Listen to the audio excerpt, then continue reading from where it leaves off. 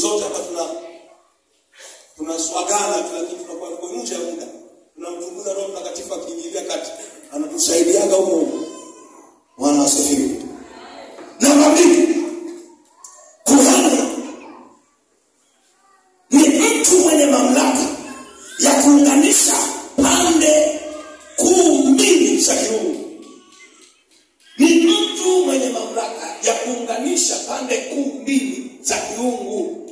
Sikiliza, kuhani, nitakapoanza kuongea majukumu utanielewa. Kuhani anasimama hapa. Anasimama hapa. Wewe huwezi kumwona Mungu. Na kitabu hiki ukinunua kinakufundisha vitu vingi. Nimezungumza kwamba kwa habari ya sadaka yako unaoitoa hapa. Sadaka yako huwa haili yule pale.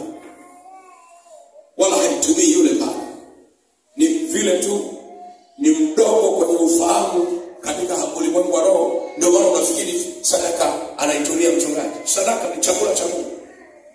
Na sadaka tabia yake nisije nikasahau hii. Sadaka tabia yake sadaka. Tukizungumza sadaka hizi nazo na kuna neno linatumika za kawaida. Hakuna sadaka ya kawaida.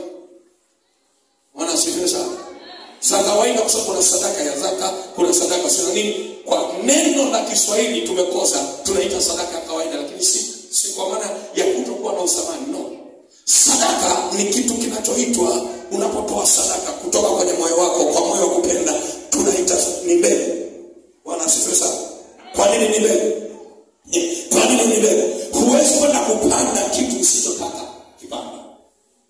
Shamba ukishakuwa nalo, unapanda mbegu unayoitaka wewe, sio mtu anayekutuma ukapande, no.